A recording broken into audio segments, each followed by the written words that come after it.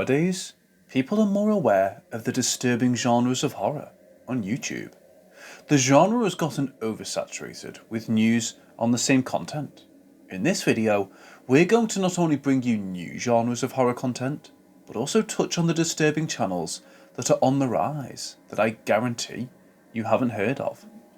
One of these new genres that's very interesting is Meme Dream Machine and AI generated horror. This new horror genre gives a brand new spark and originality to the scene. What makes Meme Dream Machine and other content creators within the category special? It's all AI generated. These videos give the old school aesthetic to a 1950s style video commercial, advertising the grimy atmosphere of the park through its characters and attractions. What also adds to the vibe is the old school announcer you can hear narrating as he gives you the rundown of all the attractions. The mascots are the main focus of these, being that the mascots and the monsters share the same role in this genre. These channels all share the atypical style of having the mascots being aired. This makes them all the more disturbing. The reason is that the AI has trouble configuring moving images into coherent motion pictures of human faces. However, this just works in the genre's favour, because the faces being almost human, but not human enough, plays into automatonophobia, which is just a fancy word for the fear of things that are designed to represent humans. Pookie Park is a great representation of the new automatonophobia trend in the horror content world right now. Pookie Park is a short video on the Meme Dream Machine channel. It is the only video the channel has put out, but despite this, it has gotten a lot of attention over the last 2 months. 403,000 viewers, worthy of recognition. This isn't by accident, but because it's so innovative and strange simultaneously. This video on the channel is an advertisement for the world's strangest park. What makes this advertisement odd is that it has a fixation on the place's more peculiar elements. They focus on talking about the puppets. We're first introduced to the park through a variety of pan angles and camera dollies. Then we're swiftly introduced to the park's main attraction. We're told all the things we can do to interact with the park puppets. For instance, you can play with them, dance, and even share a meal with them. But the more startling part is soon to be revealed about these innocent seeming figures. The event of the chase is introduced to us. This is where the puppets of the park chase the visitors of the park at the sound of an alarm, and when they catch you, well, we don't know what happens to you. You are warned in a joking manner that if the puppets manage to catch you, you will be turned into one of them forever. It's insinuated throughout the video that the people at the park are the actual puppets themselves. This comes from the narrator as they hints at this by saying, countless customers confess that they've never felt too attached. When the puppets chase you, stay on your toes, because if they catch you, you might just become one of them, forever frozen in puppet glory. The sentence continues telling you about your perpetual state as a puppet, stuck in eternity as a park attraction. This makes you question a lot, like who was the original puppet? Do the puppets that chase you know people that used to go to this park? Can I even look at my childhood the same because of this channel? Oops. That last question was more for a channel like The Vibing Leaf. I've made up my term to describe the Vibing Leaf channel that perfectly summarises this channel and all the other channels within this horror niche space of the internet. I call them parody horror. I don't know if anyone else has already coined this term or named this space of content, but if they did, I'm stealing it for my personal use, and you guys will just start saying that I originated it. Parody horror, as I define it, is a subgenre of horror content made to parody and scarify original works. Channels within the genre would be channels like Meat Canyon, Chameel, and this channel will be discussing Vibing Leaf. This channel takes ideas and creative works that have already thrived in different media and morphs them into this parody horror genre. Through the use of clever editing techniques, underexposed imagery, and the mastery of dark colours like black, red and white, this channel is nothing to play with. The thing I love about what the Vibing Leaf does psychologically is that these videos take advantage of us expecting normality from the games we play or movies we've watched. Still, they pervert the original works and gameplay of the game or the movie that we've seen to more disturbing things. For example, the video_tale.wmv. When playing Undertale for the first time, you're introduced to Flowey, not through haggling sounds, but rather an introduction to him as a friendly guide or character. In this video, you approach him for battle. We're shown Flowey glitching and staggering. His face is unrecognisable, and he doesn't talk in any sounds at all, just in audio disruptions. Then he flees the battle. This is far away from the original gameplay of the series. The vibing leaf plays on familiarity and changes it in the direction that he'd rather show you, which is unexpected. This boy is good. I'm going to tell you how good this boy is. What he is doing is experimenting with the fear of the unknown. What do you mean, Jason? I'll tell you what I mean. What he is doing is first showing you a character from something you're already familiar with, like a Woody from a Toy Story or a Barney from Barney and Friends, and he corrupts their image first. After he does this, he puts you back into the nostalgia of the atmosphere in which you came to meet this character. So with the Undertale video, when you watch it, it feels like you're playing the game of Undertale again. But in this video, you know that Mr. Leaf is going to turn this video scary, but you try to anticipate the how is going to make this non-frightening character scary. By the time you catch on, it's already too late. He's already hit you with the atmosphere.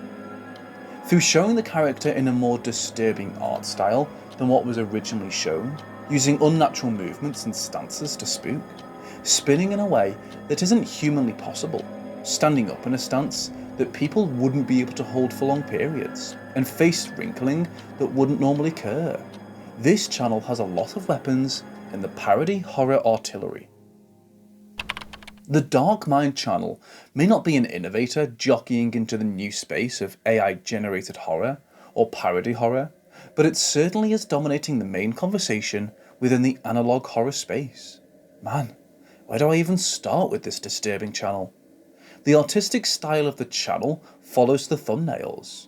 The characters have circular eyes that look like dark pits or holes instead of actual eyes. There are excess wrinkles to make the skin appear as though it can be pulled off. The shape of their heads, neck and hair are accurate to what we would see a human sketch to look like. The drawing is in the same style as a police finding criminal sketch. It's a photographic style composite sketch or a composite drawing. A fair amount of individuals within the analog horror space use this style of picture to give realism to the photos. It makes your brain wonder if these events legitimately happened or not.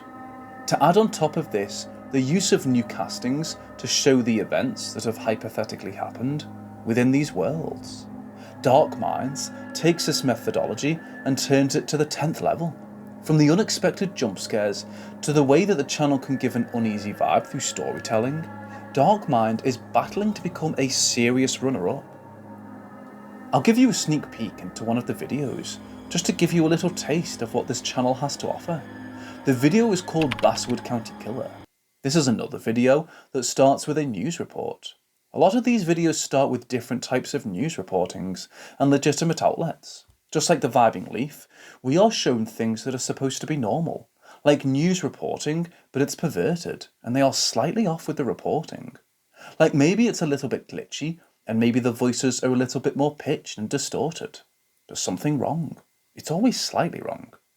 We are giving a news reporting warning all residents of Basswood County that suspected murderers are expected to be lurking within the area. You are then given information you need to know before dealing with this emergency. You are shown a couple of things, such as when to use a firearm, a picture of the suspect, and then you're given the abilities of what this suspect, who appears to be a human, can do. Abnormal speed is one of the abilities, and we're told the fact that they do not torture or kill the victims, and that they leave their victims alive sometimes, but they're left sabotaged. Then the video shows us something completely disturbing. We're then shown the video footage of the Basswood County Killer entering someone's garage, but to get the rest of that, you have to go to the video itself. You can easily find the rest of Pontiac Robotics Archive. These videos are disturbing, but at least the content is short enough that it isn't creeping you out for too long. It may seem like a backhand compliment, but I promise you that this detective is sincere when he says that it's a blessing that this content isn't long at all. The videos are anywhere from 37 seconds up to 1 minute and 30 seconds long. This short form content follows a man in a harlequin mask that goes through the procedure of fixing and unbugging malfunctioning animatronics. The camera will either be held up by a tripod or an assistant of some sort, and we're guided through the steps of fixing up the bodies of broken monstrosities. With videos like these, it's better to show you rather than to even tell you, because it's so difficult to even explain.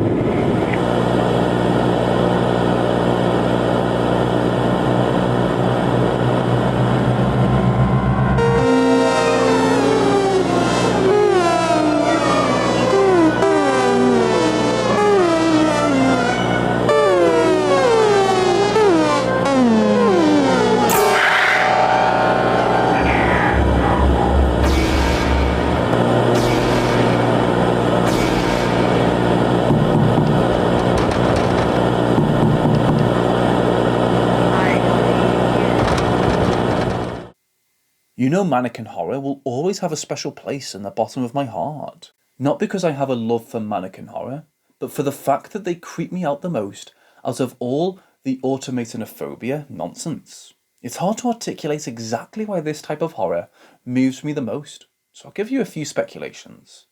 It could be because mannequins are everyday objects, and in theory, are supposed to be familiar, and it unnerves me because at any second they could move and jump out while you're not looking.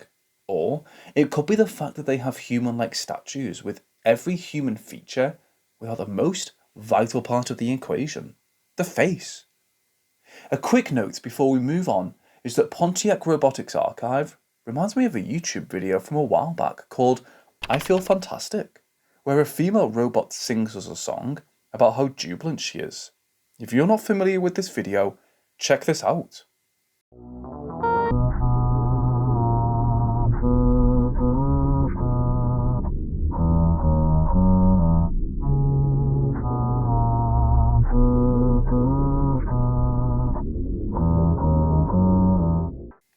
The similarities between the two are abundantly clear. But what isn't as abundantly clear to the analog space as a gem is GÜBY, the analog horror channel for children. GÜBY is a kids' educational channel hosted by a yellow gecko with big eyes and large, friendly, human-like teeth. The kids' television program joined the YouTube space on December 7th, 2023, and has a presence on YouTube as well as TikTok. As you go through the GÜBY catalogue, you are presented with 4 videos, each teaching different aspects of kids' education. You're taught about the numbers 1 to 10, the alphabet, colours, and lastly shapes. This is a kids' channel, Jason. It's on an analog horror list. Why would you put a kids' channel on a disturbing channel list? Au contraire, my friend. It may seem like just an ordinary kids' channel to the untrained eye, but as you dive deeper into the series, you start to realise that this is only the surface of what is to come.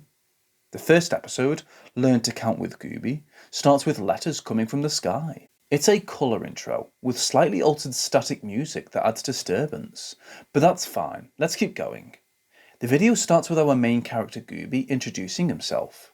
He has a clear malfunction, but that's just a little hiccup. GÜBY tells us that today we're going to learn about numbers. He then proceeds to go through numbers 1 to 10, but the higher he goes up in number, the more flaws we see in our main character. His mannerisms seem to get more unbalanced. He gets more belligerent as the video continues, and GÜBY can hardly contain himself. But then he stops, and from here the video gets troublesome, so be prepared.